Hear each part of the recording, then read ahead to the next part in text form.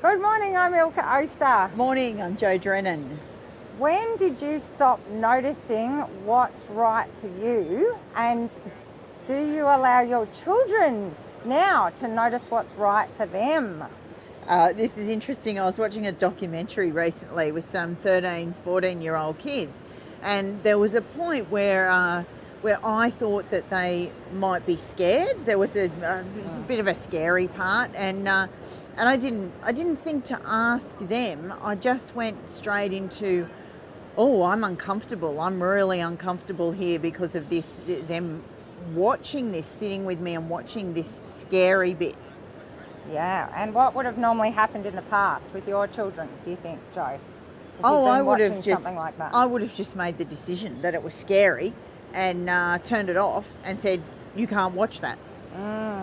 And then when I was asking you about this morning, you actually did find a memory, didn't you, back when you were a kid? Oh, so interesting. At least I'm to the point where I can take responsibility for my feelings to say I'm uncomfortable. But this was interesting when I revisited or went into why am I feeling uncomfortable. I found a memory of when I was 14 and I was watching a movie with my family where I was really scared. And normally I would just sit there and be in fear and say nothing.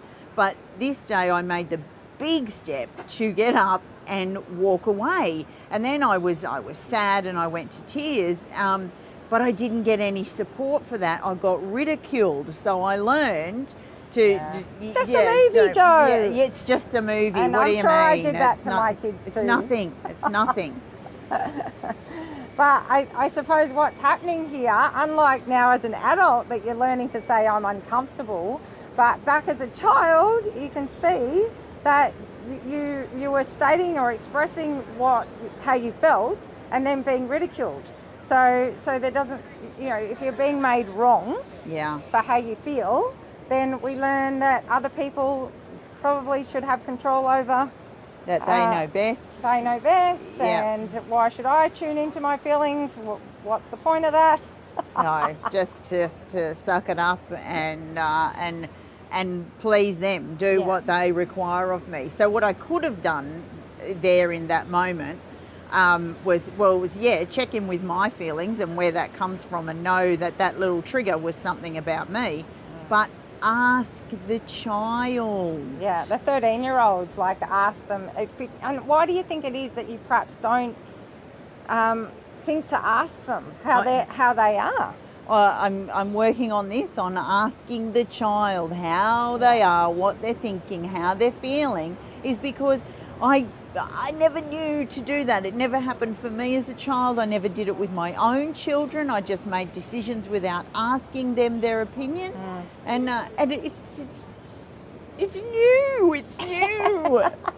I did this a lot with my children around food because I was such a control freak with food, and I had a lot of fears. I think most of these beliefs come from fear-based things, lack-based things. So I was really afraid watching someone in my family grow up being very unhealthy, that I was probably looking to the future thinking, oh, my kids will get some terrible disease if I don't feed them properly. This is what the underlying belief system was.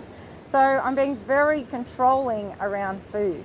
And even to the point where my son, if he had a red lolly in the morning, I would, if his behaviour was a bit erratic in the afternoon, I would link them together and say, well, that was because you had that and you shouldn't have eaten that. And it was just terrible. But the worst part about that is that my kids weren't learning to notice how food was for them. I was totally controlling it, judging it, making it wrong, and linking up all this other stuff that wasn't even about them. It was all about my own fears. So, it's not... Yeah. So it would have been better for me to learn, Jo, back then, to say, oh, I'm feeling really scared, and working on myself. I mean, now I know how to tap on myself and shift some of these fears, which is something that we show people how to do in our Awakened Parenting course, and it makes a huge difference. It does, because I did a similar thing with food, restricted food intake and healthy, even, you know, eat your veggies, eat the right things. Yeah. Because, and I did project into the future, you know, that they're going to be obese and lazy and then unsuccessful in life. And turns out that, you know, we talk about addictions and stuff. One of the biggest challenges for me when I learned to start dealing with my feelings was to stop suppressing them with food. Yeah. So, you know. Yes. Yeah. It's all about it all us comes around inside. again. Yes. All these wonderful opportunities that our children give us when they trigger us are opportunities to look inside us.